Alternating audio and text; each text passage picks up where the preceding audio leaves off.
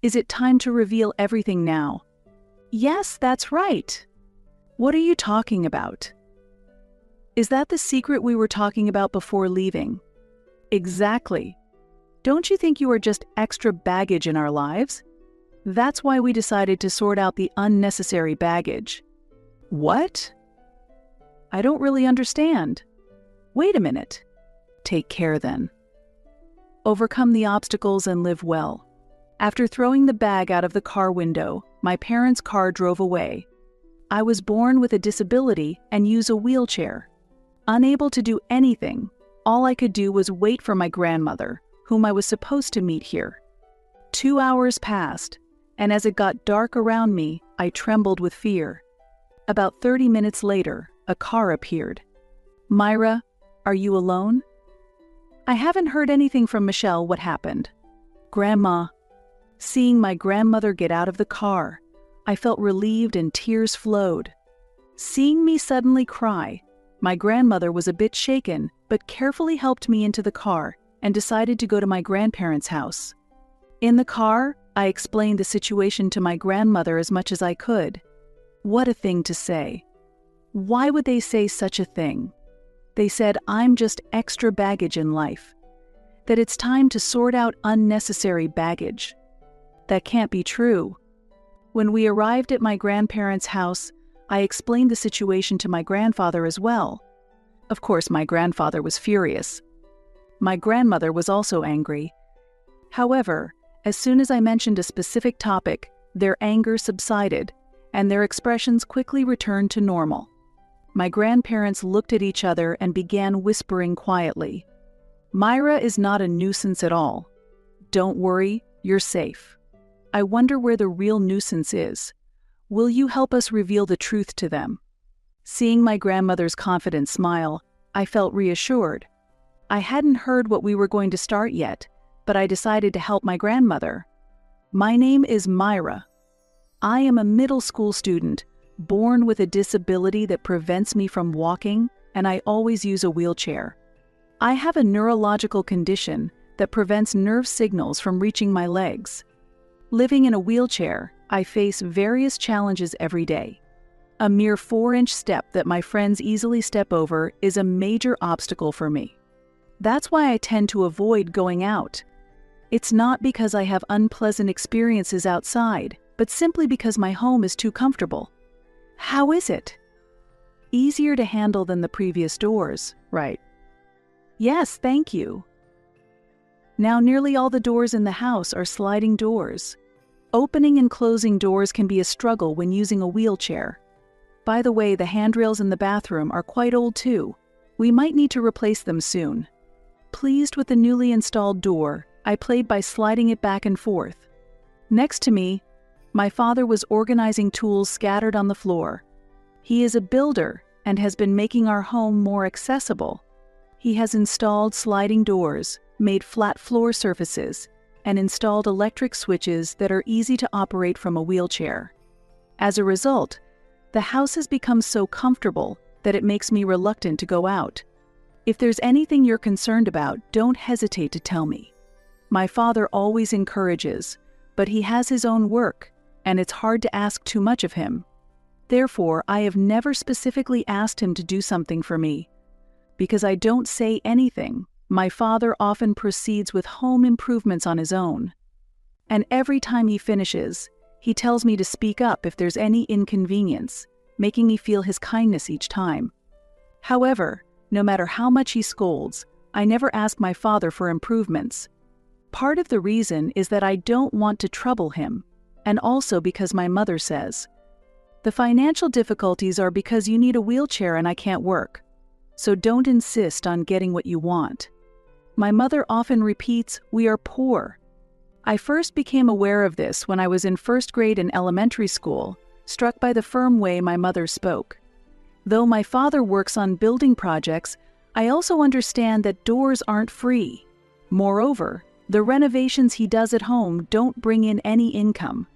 I first realized this reality in the upper grades of elementary school, and I began to refrain from asking my father for renovations. Despite this, The renovations my father pushed forward have made our home a very comfortable space for me. My mother candidly speaking to me about our state of poverty is also perhaps part of her way of ensuring that I grow up without relying on others. I believed that I was loved by my parents, but I realized that this belief was because I was still young and didn't understand anything. From around the upper grades of elementary school, I began to understand my parents' intentions a little at a time. I thought I was loved, but it seems that might not really be the case. I'll load this baggage here, so please handle that one. Tick. This is always heavy and troublesome. I'm sorry. After shopping at the mall, my mother packed the purchases into the trunk, while my father helped me into the car. To my parents, I was just another piece of baggage, like groceries or daily necessities. Sitting in the car, I disliked looking at my legs and turned my gaze outside. I didn't want to be treated as baggage, but I couldn't argue because I kept causing trouble. At home, I'm treated as a nuisance by my parents. Why are you in the hallway? You're in the way, it's too narrow here. I was just trying to go to the bathroom. Bad timing. I always tell you to check where we are and act so you don't bother us. I'm sorry. Every time you move, you're in the way. I keep telling you to stay quietly in the corner of the living room. You're such a bothersome baggage. A stationary cardboard box would be easier to handle. Despite wanting to go to the bathroom, I was cornered into the living room by my mother. Having to wait to go to the bathroom to avoid being called troublesome baggage again, I decided to distract myself by focusing on a TV show I wasn't even interested in. Understanding everything isn't always a good thing. As I reached the upper grades of elementary school, I began to see my parents' true feelings. At that age, their cold words were too much for me to bear. Every time I was treated like baggage by my parents, it hurt. But as a grade schooler, I couldn't live without the help of my parents. Gradually, I started to gauge my parents' moods and tried to be as little of a nuisance as possible. Are you not going anywhere again today? Yeah, I'll just watch TV at home. That's a relief. I watched my parents leave for shopping from the doorway. They usually return around the time the evening drama ends. Not wanting to be seen as a bother, I started avoiding going out with my parents and stayed home more. When I decided not to accompany them, my parents would smile brightly. Seeing their smiles, I felt useful and would smile back. Looking back, my mindset at the time was quite distorted. For me, not being a nuisance was the top priority, and I mistakenly believed that my parents' smiles were the result of my efforts. I was satisfied with my efforts, but in the 6th grade, a small incident occurred that seemed to undo everything. Do you use a wheelchair at home too, Myra? Yeah, I do. But you know, my dad has made the house comfortable for a wheelchair, so I don't need help from everyone like at school. I'm totally fine staying home alone. As the grades progressed, my class changed in elementary school. Some kids weren't interested in my wheelchair, but during breaks, more people started to gather around. This became a new routine after the class change, and I was already accustomed to it. At this time, it seems I said something inappropriate to a friend. My friend relayed to a teacher how I was managing being home alone, which resulted in a call from the teacher to our home. If a 6th grader can't handle staying home alone, why should the school interfere? Exactly. Why did you talk about staying alone? It's caused trouble. I'm sorry. It seems my parents were warned by a teacher that it's dangerous for a grade school child to be left alone at home late at night. As a result, I was no longer allowed to stay home alone, becoming a burden to my parents once again. However, as an alternative to me staying home alone, my mother gave me a new directive. Go to an after-school day service program. What's that? My mother showed me a brochure for the facility. The brochure featured photos of children my age intensely engaged in studying or crafting something. The after-school day service seemed to be a facility that provides essential life skills and opportunities for social interaction. Simply put, it's like a version of a childcare program or a day service for seniors, but tailored for individuals with disabilities. Honestly, it's expensive and it's a burden to send you there. But as long as you use a wheelchair, your father and I can't support you forever. That's why I want you to make friends there, engage with others, and receive training so you can live independently in society. If I had been in the lower grades of elementary school, I might have felt that my mother was showing love.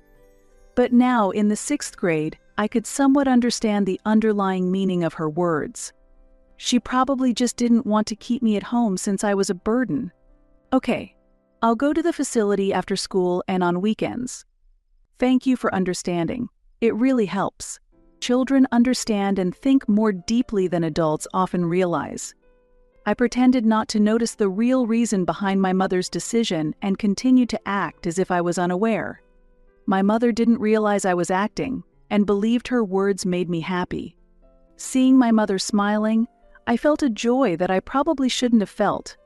A year after I started attending the facility, my parents seemed to be in better spirits more often. With me spending less time at home, I had become less of a burden to them, making their life seemingly more comfortable. Regardless of the reason, I started to feel okay with the situation as I was treated less like a burden by my parents. However, one day, my mother unexpectedly said to me, "You don't need to go to the facility anymore." Really? You're already a middle school student, and staying home alone shouldn't be a problem. I had already been attending the facility for a year, where I made friends. I started going there reluctantly on my mother's orders, but since I was often treated as a nuisance at home, the facility had become an important place for me. I would like to continue going there if possible. Okay, I won't go to the facility anymore. But I couldn't defy my mother, so I reluctantly accepted. As I stopped going to the facility, I ended up spending more time at home. Stay in the corner of the room because you're in the way. I felt increasingly treated as a nuisance at home. I sometimes wished I could go back to the facility. I decided to subtly ask my mother if I could return. I got used to studying at the facility, and I can't concentrate at home. Isn't a place to study the same anywhere? I wonder what my friends at the facility are doing now. Why don't you contact them? You exchanged contact details, right? If not, you could call the facility and ask. From my mother's reaction, it seemed she was not considering letting me go back to the facility. Unusually, I expressed my dissatisfaction with her response. A few months later, my mother seemed to notice my sullen face and suddenly made a pleasant suggestion. "Myra, why don't you go out with your father and me today?" "Really? Where are we going?" "It's a surprise for when we get there." At that moment, I felt like this was the happiest event in all of my 13 years. A heavy bag stuffed with something was placed on my lap in the car. "What's inside this?" "Oh, no opening it yet. It's part of the fun when we arrive." "Sorry. I won't open it so you can relax." The moment I tried to open the bag, my father, who was driving, suddenly turned around and stopped me loudly. Startled by my father's loud voice, I quickly apologized. As the car started moving, I excitedly enjoyed the scenery outside the window, wondering where we were going. After about an hour of driving, I realized we were heading to my maternal grandparents' house. We only see my grandparents once a year, and it had been about 3 years since our last visit, so my excitement grew even more. The road to my grandparents' house required crossing a mountain, and there was a rest stop with a large parking area where a small store was set up along the mountain road. Feeling tired from driving, my father decided to stop at the rest area, and he guided me out of the car. While buying juice at the store, it seemed like my parents were discussing something. "Mom just got a sudden urgent matter, and it looks like we'll be quite late." "That's troublesome. I wanted to get back early." "We're going to Grandma's house, right? Are we meeting up here?" "Oh, Myra, you're back already."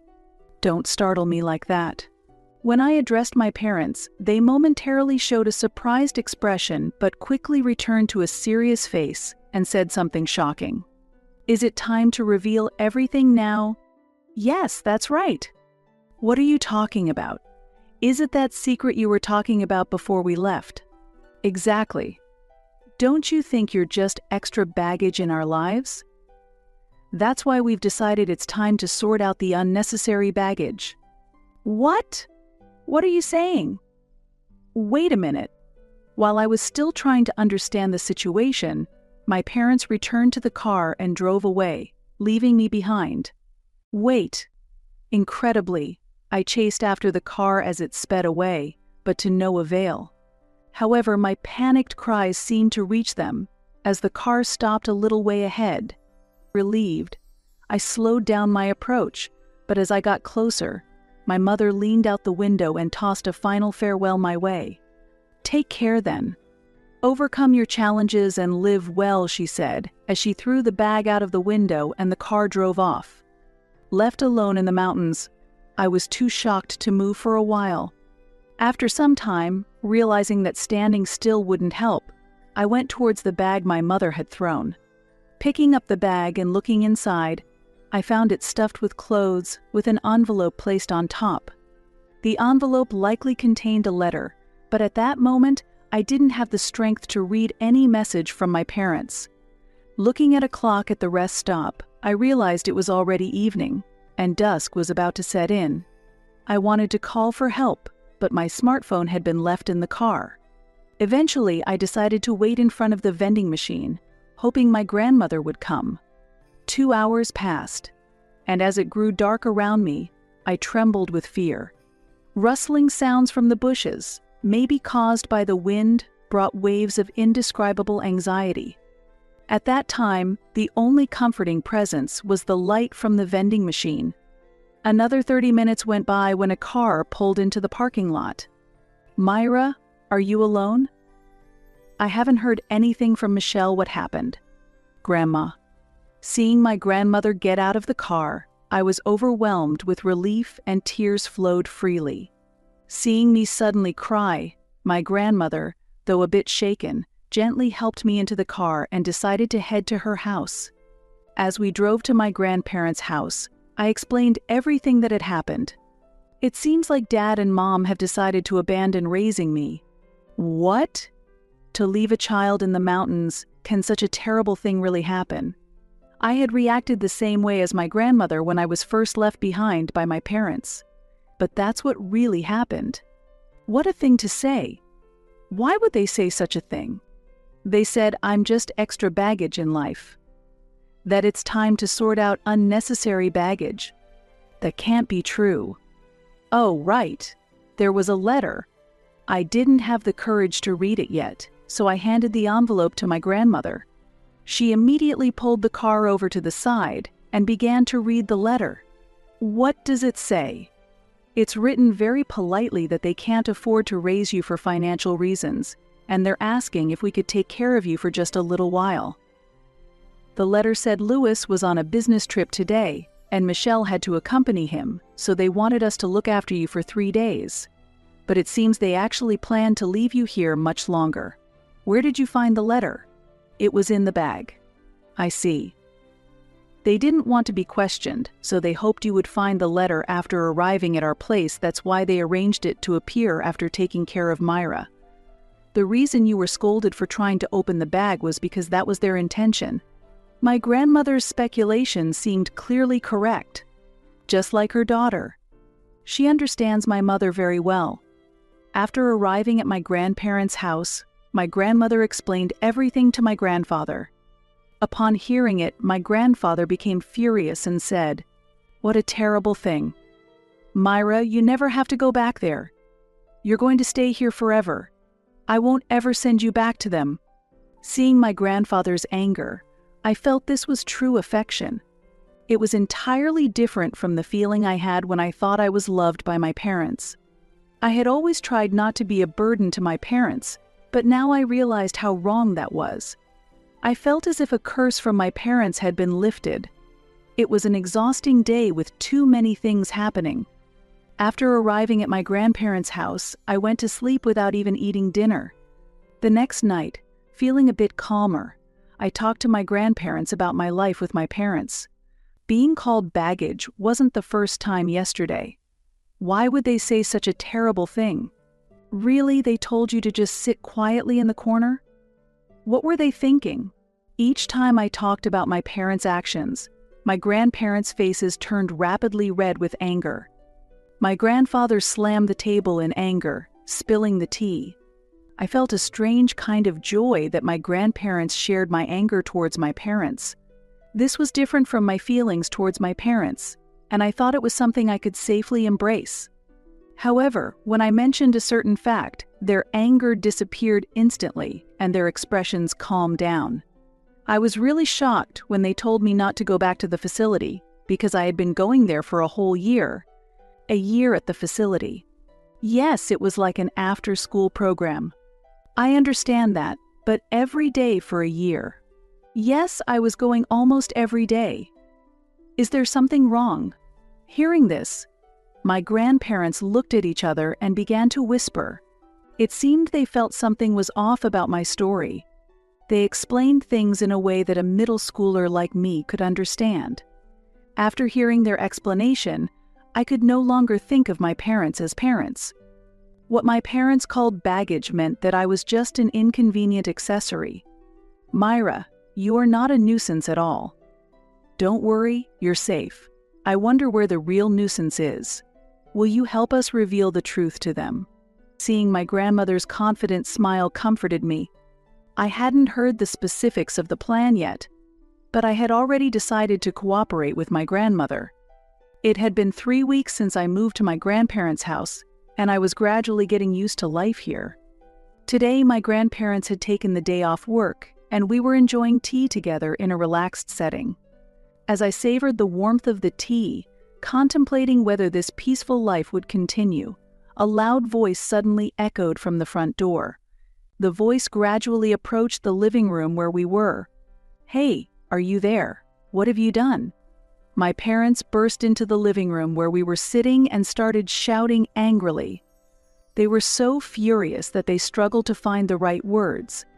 Their faces were a mix of anger and panic, almost bordering on madness. My grandparents and I understood their state well, so we calmly continued sipping our tea without being disturbed. However, my mother's anger intensified, and she scolded us even louder than before. "This situation is going to cause us serious trouble. What are you going to do about it? Be quiet. We can hear you even without the shouting." My parents were taken aback as they didn't expect me to tell them to be quiet, and they looked at me, wide-eyed with surprise. Now free from my parents' control, I was in a position to speak my mind openly, a stark contrast to who I was when I lived with them. "Grandma, what is the current situation with Mom and Dad? Your actions have caused problems. We got a call from the city office asking if Myra was still living with us. The lie was exposed immediately. Nothing specific was said over the phone at that time, but this will definitely become a problem. It will be a problem, indeed. There's likely an investigation into fraudulent benefits going on. It's something that will come out eventually, even without us doing anything." "Why do you know about the fraudulent benefits, Mom?" While I understood that fraudulent benefits were a problem, the gravity of the issue was not fully clear to a middle schooler like me. My parents were sweating, beads of sweat on their foreheads, despite it not being particularly hot. Lewis had come to borrow money from us before because his job wasn't going well, remember? You said you didn't want to work and wanted to continue being a housewife, so we told him to get a job and turned him away. Yes, I remember that happened. I had always thought my mother said we were poor to keep me from being spoiled or asking for too much. But it seems they were genuinely in a dire financial situation. My grandmother had discerned that my parents were engaging in some sort of misconduct. "Why did you keep sending Myra to the facility every day if you were short on money? That facility costs over $10 each visit, doesn't it?" "Yes, we were struggling financially, so we kept sending Myra to the facility to help her develop social skills. But tell the truth, weren't you just trying to make your own lives easier by sending Myra to the facility? You stopped after a year because of money issues, right?" "Yes, we ran out of funds and couldn't continue with the facility." "Is there a problem with that?" "There is a problem. Even after Myra stopped going to the facility, you continued to pretend she was attending to receive disability service payments, right? Grandma's point was spot on. My mother tried to retort but couldn't find the right words. The fees for the facility I attended were just over $10 per visit, as Grandma said. This cost is supposed to be covered mostly by the subsidy, which the users are responsible for. My parents had been fraudulently receiving these funds by lying about my attendance at the facility. Knowing you could still receive the disability payments even if Myra wasn't attending, you probably thought there was no need to keep her at home. Since you could get the money without actually sending her to the facility, you left her with us, saving yourselves the trouble and still collecting the money. It's typical of you to always choose the easy way out. So, that's why you prompted the office to investigate us. Not directly, no. I just went to the local office and reported Myra, who is supposed to be living with her parents, is actually here with us as a result. They checked whether my parents were receiving benefits they shouldn't be. That's why you got contacted. It was because our local office communicated properly with your area's office. How can you read my thoughts so easily? How long do you think I've been a mother? A real mother can read her child's thoughts. It's no wonder you're puzzled you haven't been acting like a true mother, so you can't understand Myra's feelings. Hearing Grandma's words, I realized this was what true parenthood looked like. My mother, overwhelmed by Grandma's words, collapsed on the spot. My father was still standing, but now Grandpa confronted him. "You both are dressed quite fancy today? Michelle is carrying an expensive bag, and Louis, that watch looks quite nice too. Did you buy those with the money from the fraudulent benefits?" "No, this was bought with my own money." "Oh, weren't you poor before the fraudulent claims? If you had money for expensive clothes, you could afford them. Surely you weren't using Myra's disability and child support allowances as your spending money." "Actually, I bought this watch recently, and the clothes were a stretch to afford." The feeble excuses were clear even to me, a middle schooler. Grandpa looked at me and grinned, deciding to let me deliver the final blow. "Dad, you have several pieces of clothing with the same logo, don't you? And not just clothes, you also have many expensive sneakers. And Mom, your closet is full of clothes, right?" Unable to respond, Dad eventually collapsed, just like Mom had. I had thought Mom said we were poor as part of my upbringing, but in reality they were indulging in luxuries contrary to their words. My parents had frequently splurged on things they wanted. I remember throwing a tantrum as a child because I couldn't get a toy I wanted. That incident prompted my mother to start saying we were poor. So, I never doubted that it was a form of education meant to curb my selfishness and dependency. However, in reality, my parents were merely using the benefits they received because of my existence for themselves. In a way, my presence was what sustained our household. The real burden was my parents themselves. It was all our fault.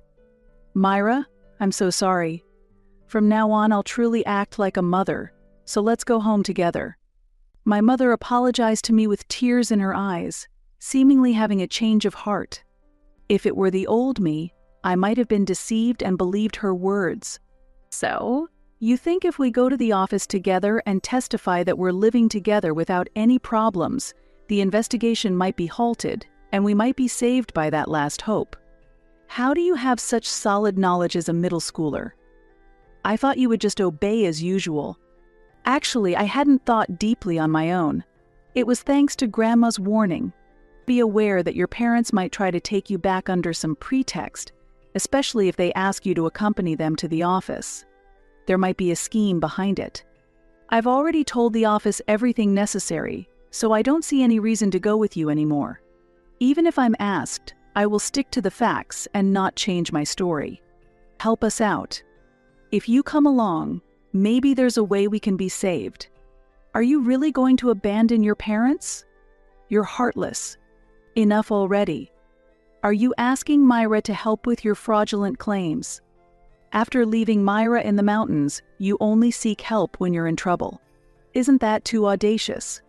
My grandparents were furious at my parents and tried to drive them out of the house. However, my parents were young and not easily moved by my elderly grandparents alone. Being in a wheelchair, I couldn't physically assist my grandparents, so I just supported them with a cold stare. Noticing my gaze, my parents suddenly calmed down and left my grandparents' home. After my parents had gone, my grandparents and I enjoyed a newly brewed cup of tea and resumed our peaceful weekend. Ultimately, my parents were arrested for fraudulently receiving benefits. Further investigation also revealed they had been misusing grants. My father had been renovating our home to make it more accessible for me, and most of these costs were supposed to be covered by grants, up to 2/3. It was discovered that he had inflated the actual costs in the construction projects through his construction business and used the extra grant money for personal expenses. I had believed my father was diligently making our home better, but it turned out he was just earning extra money. The total amount of money fraudulently obtained was about $50,000. Fraudulent benefit receipt is considered a fraud, and I was told that not repaying this money could lead to criminal charges. While I struggle to comprehend the magnitude of this amount, it represents a significant sum for my financially struggling parents. They managed to gather the money and completed the repayment, but it was borrowed, so they still owe a large sum. Although the money was repaid, the crime remains. They avoided prison but were given probation, which means there is still a risk of incarceration in the future. I had thought only people in prison were called criminals, but since they received a guilty verdict, my grandmother explained that my parents are officially recognized as criminals. Now recognized as criminals, they couldn't hope for social credibility, which resulted in my father having to cease operations of his construction business. Since then, my parents have been job hunting, but the stigma of being criminals weighs heavily, and they haven't been able to secure stable employment. They are currently making ends meet through day labor, while striving to repay their debt. I have officially become a family with my grandparents and have started living with them. It seems that care has been taken to ensure that the benefits and grants I receive do not end up in my parents' hands. Although I don't understand the financial details, I am truly grateful to be able to live with my warm and caring grandparents. I have also started to adapt to my new school, and from now on I plan to walk my own path without worrying about my parents.